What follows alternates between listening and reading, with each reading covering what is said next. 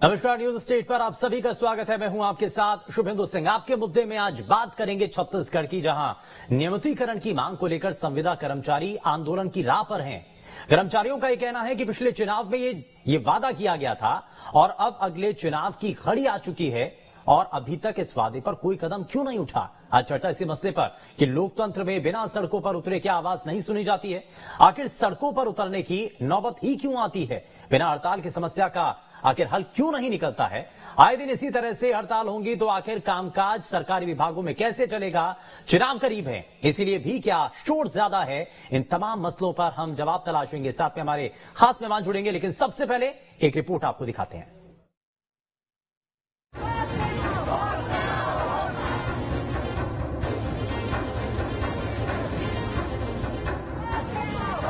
छत्तीसगढ़ में संविदा कर्मचारी अवार पार की तैयारी में है। पिछले 3 जुलाई से संविदा कर्मचारी अनिश्चितकालीन हड़ताल पर बैठे हैं। सोमवार को संविदा कर्मचारियों ने रायपुर में एक बड़ी सभा लेने के बाद रैली निकाली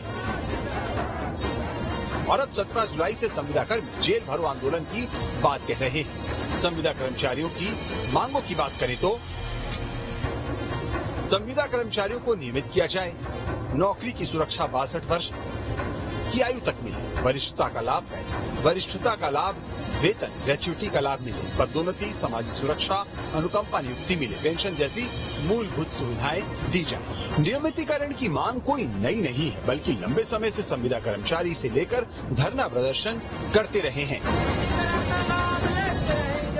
2018 के चुनाव में कांग्रेस ने नियमितीकरण का वादा किया था।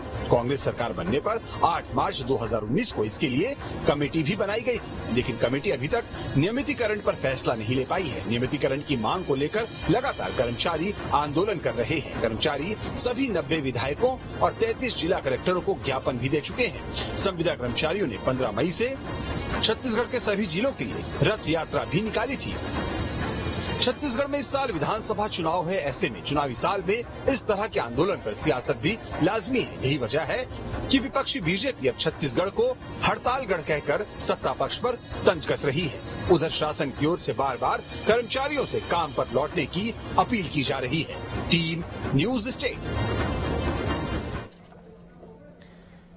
तो संविदा कर्मचारी सड़कों पर उतरे हुए हैं, लगातार अपनी मांगों को रख रहे हैं, लेकिन क्या उनकी मांगों पर सहमति बनती है। इन्हीं तमाम सवालों के साथ कार्यक्रम को आगे बढ़ाते हैं, लेकिन सबसे पहले आज के खास पैनल से आपको मिलवा देते हैं। हमारे साथ अनियमित कर्मचारी संघ के प्रांत संयोजक गोपाल प्रसाद साहू जी कार्यक्रम में जुड़ चुके हैं। हमारे साथ भारतीय जनता पार्टी से प्रवक्ता सुनील चौधरी जी कार्यक्रम में है और कांग्रेस पार्टी से प्रवक्ता अभय नारायण राय जी हमारे साथ कार्यक्रम में जुड़ चुके हैं। सभी का बहुत स्वागत है। लेकिन शुरुआत अभय नारायण जी, बहुत सारी उम्मीदें कर्मचारी वर्ग को आपसे है, आपकी सरकार से है, और वो ये बार बार ये कह रहे हैं कि जो वादा हमने नहीं किया था, जो वादा कांग्रेस पार्टी ने किया था सत्ता में आने के बाद, समय बीतने के बाद, अभी तक उस पर क्यों कदम नहीं उठाया जा रहा है। क्या उम्मीद है, कब तक इस पर निर्णय आएगा? शुभेंदु जी, निश्चित रूप से उनकी उम्मीद जायज है और कांग्रेस से भरोसा इसलिए है कि 2018 में सरकार बनने के बाद कांग्रेस ने कर्मचारियों के हित में अनेक कदम उठाए। जो भर्तियां रुकी हुई थी उन भर्तियों को प्रारंभ किया। जो शिक्षा कर्मी बड़ी संख्या में इस प्रदेश में थे उनको शिक्षक बना दिया गया और 5 दिन का सप्ताह किया गया। पुरानी पेंशन स्कीम लागू की गई। देखिए, तो इससे कर्मचारियों का भरोसा तो बनता है। सुनील चौधरी जी, अभय नारायण जी, सुनील चौधरी बार बार वो दिखा रहे हैं और वो वादे दिखा रहे हैं जो आपने सरकार में आने से पहले किए थे, यानी कि शुरुआत से हमलावर है। थोड़ा सा जवाब दीजिए। सुनील जी, आता हूं आपके पास भी। हाँ, नियमितीकरण की जहां तक बात है, 2019 में कमेटी बनी। कमेटी बनने के बाद 2 साल कोरोना के हो गए। कोरोना के कारण, लॉकडाउन के कारण सभी काम ठप रहे। फिर उसके बाद बचे 2 सालों में कमेटी ने काम किया। 45 विभागों में से 25 विभागों की रिपोर्ट आ गई है, बाकी विभागों की रिपोर्ट आनी प्रारंभ है। तो कोई ना कोई फैसला सरकार कर्मचारी हित में लेगी और ये वही कर्मचारी हैं जिनको भारतीय जनता पार्टी की सरकार ने, रमन सिंह की सरकार ने भर्ती करके सड़क पे छोड़ दिया था। हम तो उनके साथ हैं। चलिए ठीक है। आप यानी कि पिछली सरकार के ऊपर भी आरोप लगा रहे हैं। मैं जरा वापस से आऊंगा सर आपके पास, मैं वापस से आऊंगा, जरा जल्दी से एक एक्शन इस पर ले लेता हूं। सुनील चौधरी जी, जरा जवाब दीजिए। वो कह रहे हैं कि हमारी सरकार आते ही 2 साल का जो समय बचा कोरोना के बाद का, उसमें हमने काम किया, लेकिन पिछली सरकार ने नौकरी में भर्ती करके सब कुछ छोड़ दिया कर्मचारियों को।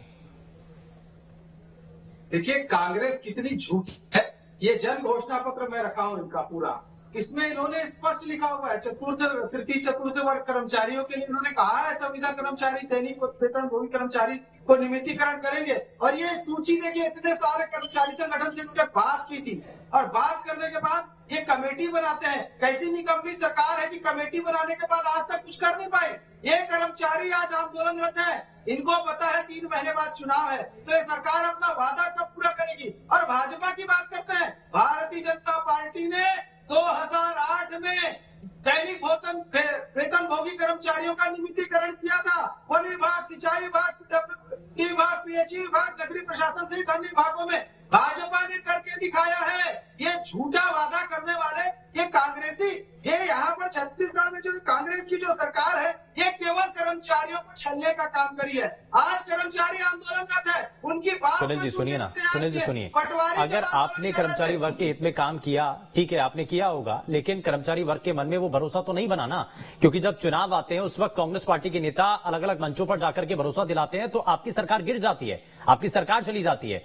वो चुन करके आते हैं, यानी कि आपके भरोसे में वो दावा नहीं नजर आया उनको, इसलिए वो कांग्रेस पार्टी को चुन लेते हैं। मैं वापस आऊंगा, जरा एक रिएक्शन में इसमें जरा जल्दी से ले लेता हूं गोपाल जी से। गोपाल जी, आपके संघ के लोग लगातार सड़कों पर उतरे हुए हैं, आप कह रहे हैं कि कांग्रेस पार्टी के नेताओं ने वादा किया, मंच पर आए, लेकिन अभी तक वो वादा पूरा नहीं हुआ। बातचीत कहां तक पहुंची है, कर्मचारी वर्ग के नेताओं से कितनी बात हुई है, जरा थोड़ा सा बताइए जल्दी से।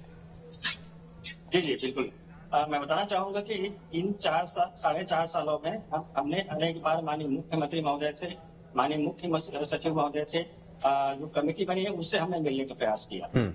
माननीय मुख्यमंत्री महोदय इन 4.5 सालों में अनेक 1 मिनट का भी समय हमको दिया नहीं बात करने के लिए।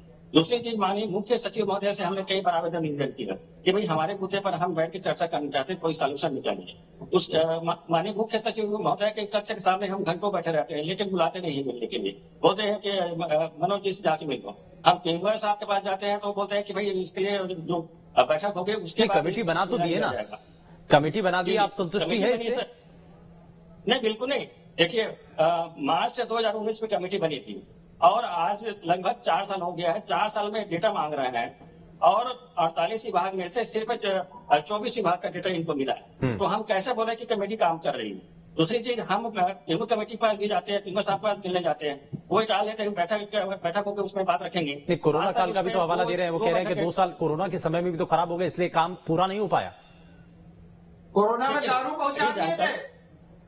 जानकारी यदि सरकार को मंगानी है तो 24 घंटे में जानकारी मिल जाती है। हाँ। और आप एक चीज देखिए, यदि आप किसी को पेमेंट देते हैं तो उसकी डेटा आपके पास जरूर होता है। हाँ। क्या ये सरकारी तंत्र इतना फेल्योर है कि 4.5 साल में डेटा नहीं मंगा पाए? हाँ। ठीक है, बड़ा सवाल है, बड़ा सवाल है अभय नारायण जी। 4 साल से ज्यादा का समय बीत गया और अभी तक डेटा कलेक्ट नहीं हो पा रहा है, इसीलिए तो विपक्ष के नेता भी आरोप लगा रहे हैं। गोपाल साहू जी कर्मचारियों के नेता हैं और गोपाल साहू जी जो बता रहे हैं, देखिए संविदा कर्मचारी हैं, अनियमित कर्मचारी हैं, आउटसोर्सिंग में रखे हुए कर्मचारी हैं। मैंने तो कहा ना कि हमने इन 4 सालों में किसी कर्मचारी को अचानक नहीं रखा। हर विभाग का एक सेटअप होता है, वित्त विभाग से मंजूर होकर जब वो सेटअप आता है तो उस सेटअप के अधीन पे भर्ती की जाती है। एक भी भर्ती सरकार नियम के विरुद्ध नहीं कर सकती, ये गोपाल साहू जी भी जान रहे हैं। लेकिन आपने वादा तो किया था ना सर, उस वादे को कैसे भूल सकते हैं? कर्मचारी यही तो कह रहे हैं। पार्टी जो भारतीय जनता पार्टी मजाक करके चली गई उनके साथ, खिलवाड़ करके चली गई उनके साथ, उसको ठीक करने का काम हम कर रहे हैं और 50% लोगों को हम कर चुके हैं।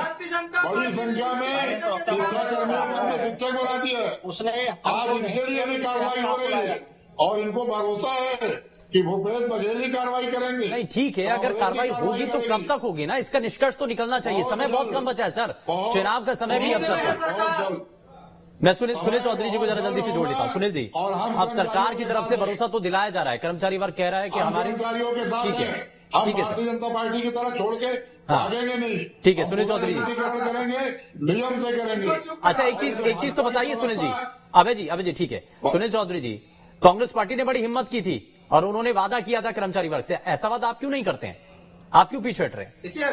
देखिए कांग्रेस पार्टी ने अभी इन पे भरोसा ही नहीं है, ये भरोसा खो चुके हैं। अच्छा ठीक है अभय जी ठीक है। हाँ नहीं सुनील जी बताइए।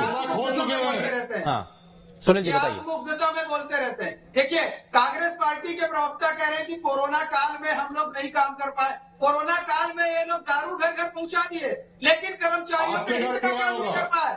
कोरोना काल में शराबी बना दिए लोगों को, लेकिन घर पहुंच सुविधा उपलब्ध कराओ। अरे आपको तो केवल दारू दिखता है, 15 साल गोलियों की सजा, 15 साल। नहीं साहब मैं तो ये पूछ रहा हूँ कर्मचारी वर्ग का होगा क्या? सड़क पर ऐसे ही उतरे रहेंगे क्या? उनका निष्कर्ष तो निकलना चाहिए ना, देखिए कोई फैसला तो होना चाहिए ना, ये ऐसे ही हड़ताल चलती रहेगी। चलिए ठीक है माफी के साथ रुक रहा हूँ, समय थोड़ा सा कम है। बहुत शुक्रिया सभी खास मेहमानों का कार्यक्रम में शामिल होने के लिए। लेकिन बड़ा सवाल है, कर्मचारी वर्ग सड़कों पर है, उम्मीद लगाए बैठा है इस आस में कि जल्द से जल्द उनकी मांगों पर विचार किया जाएगा, लेकिन कब तक ये देखना है। पेशकश में फिलहाल के लिए बस उतना ही। नमस्कार।